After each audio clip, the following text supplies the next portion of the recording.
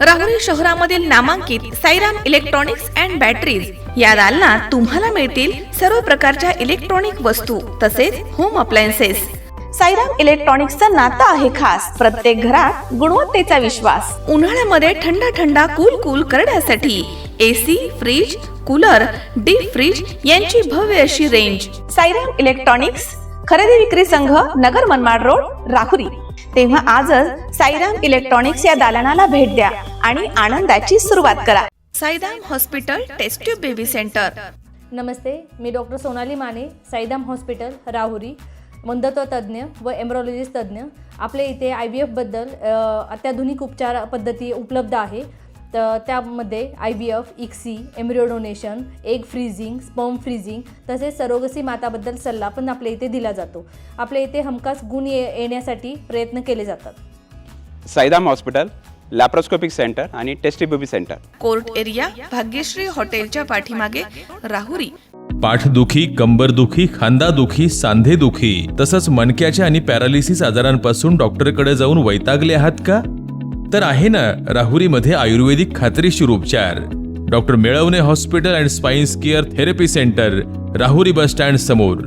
Doctor Ketan Dhananjay Melavane, संपर्क 9890 42 52 40।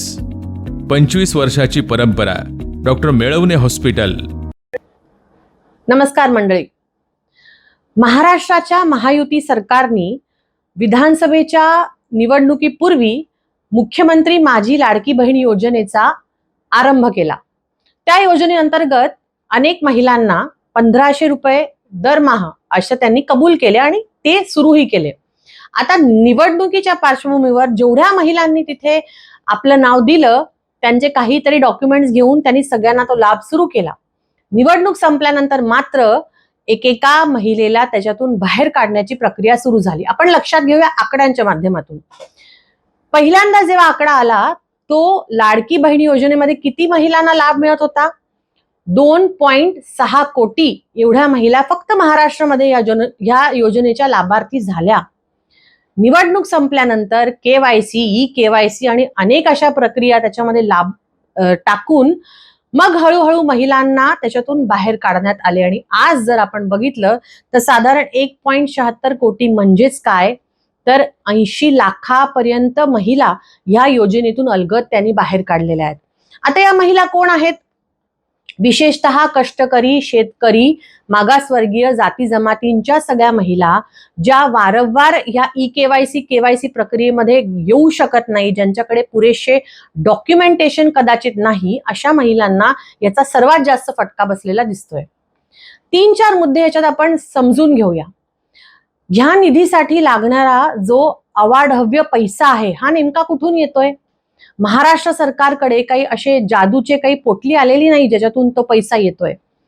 इतर विभागातून सगळ्या कल्याणकारी योजनांमधून निधी इथे वळवला जातोय आणि विशेषतः एकदा नाही, दोनदा नाही, अनेकदा समाज कल्याण विभागाचा निधी विशेषतः लाडकी बहीण योजनेसाठी वळवला गेलाय। एप्रिलच्या एका GR नुसार तब्बल 730 कोटी रुपये हे लाडकी बहीण योजनेसाठी वळवले गेले।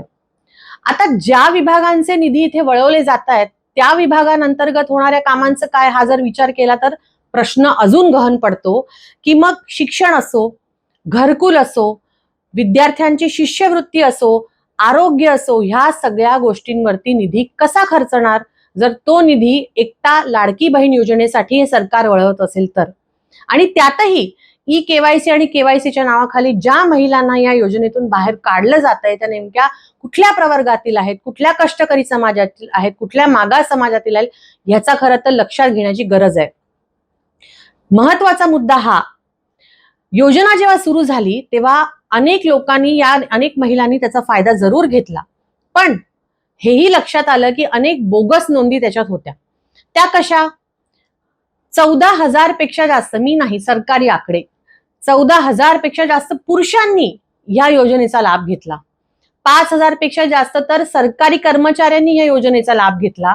आणि ज्या महिला आधी या योजनेसाठी पात्र होत्या पण e-KYC, KYCच्या सगळ्या गोंधळामुळे नंतर त्या अपात्र झाला, हा सगळ्या लोकांचा जो आकडा आहे आणि त्यांना दिलेल्या योजनेचा लाभ जो काही मिळाला मागच्या 6-7 महिन्यांमध्ये 1-1.5 वर्षामध्ये, तो आकडा जर आपण मोजला ना तर तो 20,000 कोटींपेक्षाही जास्त जातो. आता हे जे पैसे गेलेले आहेत ते लाभार्थ्यांना गेलेले नाही, ते चुकीच्या लाभार्थ्यांना जर गेले असं म्हटलं तर ही जबाबदारी कोणाची? हा पैसा सरकार काय पुन्हा त्या सगळ्या लोकांकडून मिळवणार आहे का? हे शक्य नाहीये. त्यामुळे एकूणच ह्या योजनेच्या अंमलबजावणीमध्ये झालेली जो काही गौडबंगाल आहे हा आपण लक्षात घेतला पाहिजे. एक तिसरा महत्वाचा मुद्दा म्हणजे नुकताच एप्रिल महिन्यामध्ये मुंबई हायकोर्टाने ह्याच योजनेवरून सरकारला फटकारलंय. कशासाठी फटकारलंय? मुंबई BMC मध्ये निवृत्त शिक्षिका आहे ज्यांना अजूनही पेन्शन सुरू झालेली नाही आणि सरकार असं उत्तर देतं की सरकारकडे ह्याच्यासाठी पैसे नाहीत. तर हायकोर्टाने हे फटकारले, जर निवृत्त शिक्षकांना देण्यासाठी तुमच्याकडे पैसे नसतील तर मग लाडकी योजनेसारखी योजना, हे लाडकी बहीण योजनेसारखी योजना हे बंद करा, हे हायकोर्टाने खुद्द सांगितले. सांगण्याचं तात्पर्य हे की एकूणच ह्या योजनेची अंमलबजावणी, त्यात विशेषतः समाज कल्याण विभागाचा वळवला जाणारा निधी, त्याच्यामुळे शिष्यवृत्ती असो, शिक्षण असो, ह्या सगळ्या गोष्टींवरती होणारा विपरीत परिणाम आणि ज्या महिला वगळल्या गेल्या त्या कुठल्या समाजाच्या, कुठल्या समूहांचा आहे याचा अभ्यास करण्याची खरं गरज आहे. या सगळ्या मुद्द्यांवरती महाराष्ट्राचे मुख्यमंत्री आणि महिला व बाल कल्याण विभागाच्या कॅबिनेट मंत्री अदिती तटकरे हे काहीच बोलत नाहीत. त्या दरवेळीच येतात, त्या फक्त प्रेस कॉन्फरन्स घेतात, हे करा ते करा, KYC करा, इतक्या महिला बाद, इतक्या महिला आतमध्ये, एवढंच बोलतात. पण ह्या सगळ्याची जबाबदारी, हे जे 20,000 कोटी रुपये पाण्यात गेले, वाया गेले जर आपण म्हटलं, त्या सगळ्यांची नैतिक जबाबदारी नक्की या महाराष्ट्रात कोण घेणार आहे ह्याचा विचार आपण सगळ्यांनी केला पाहिजे. पुन्हा एकदा हा जो काही निधी समाज कल्याण विभागाकडून, शिक्षण विभागाकडून वळवून फक्त लाडकी बहीण योजनेकडे वळवला जातोय, ह्याचं देखील उत्तरदायित्व या सरकारनी आपल्यावर घेतलं पाहिजे. आणि ज्या विभागांची हानी होते ह्यामुळे, शिष्यवृत्ती असो, शिक्षण असो, आरोग्य असो, घरकुल असो, या सगळ्या विभागाच्या मंत्र्यांनी आता तरी थोडंसं खडबडून जागं होऊन आपल्या विभागांचा निधी आपल्याकडे कसा राहील आणि तो शेवटच्या माणसापर्यंत कसा पोहोचेल हा प्रयत्न केला पाहिजे. धन्यवाद. जय भीम, जय शिवराय, जय संविधान.